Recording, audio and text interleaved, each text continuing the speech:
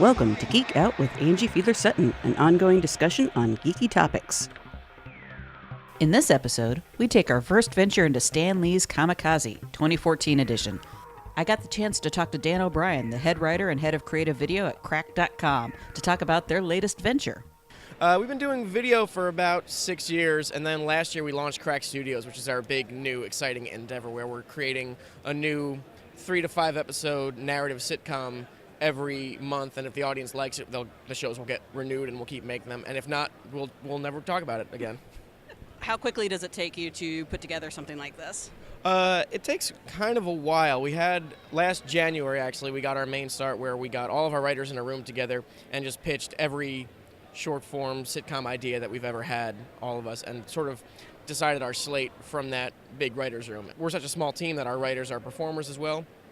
My coworkers would stop writing so they can go and be in this show and then run off on the weekends and write their next show. So it's hard to give an exact start to finish because we've never really had that luxury of just saying, now we're working on this one project now, because we're all juggling 6 or 7 at once at all times. You said, how long were these? They vary. Some of them are 3 episodes, some are 4. I think the longest show we did was Anti-Heroes, which is a 5-episode series. But each episode is how long? About 7 to 9 minutes. And is that something you came about through trial and error, or is that something that you're experimenting with? We're finding the audience is getting more excited about that kind of thing, which we love, because for a very long time making comedy videos on the internet, the rule of thumb was 2.5 minutes and under. That's as much time as people can handle.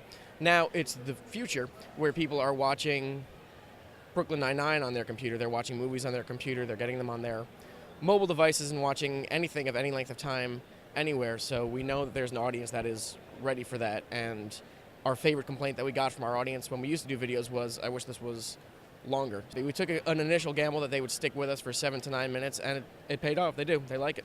For anybody wanting to start into video, what would be the one piece of advice you'd give them? Just do it. Don't wait for the perfect anything, because it's not going to come, especially if you're making internet sketch videos. Understand and feel relieved by the fact that the first 1,000 you make are going to be terrible. So just get them out of the way. It's never been so easy to do something so incredibly difficult because cameras are so much better. You have friends, they want to make things. Just make it, put it on the internet, do as many as you can until they're perfect and you take my job and destroy me. And any future comedy trends that you can predict? I think there are going to be more shows like Louis. I think more people are excited about that. The freedom that he's been given where he can do this show that is, now I'm doing a 5-minute sketch, now I'm doing a half-an-hour sitcom, now I'm doing a 6-part thing, now I'm doing an hour-and-a-half long movie. I think audiences are going to be really, really hungry for that kind of thing because they're going to just start following creators like Louis C.K. and like Mark Maron and people like them where they think, I just want whatever you're excited about right now. Just give me the thing that you're most excited about, whether it's sketch or song or hour-and-a-half long movie.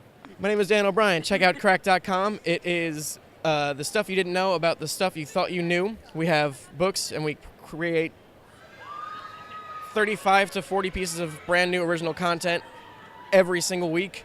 Those people screaming in the background, they're clearly excited about it.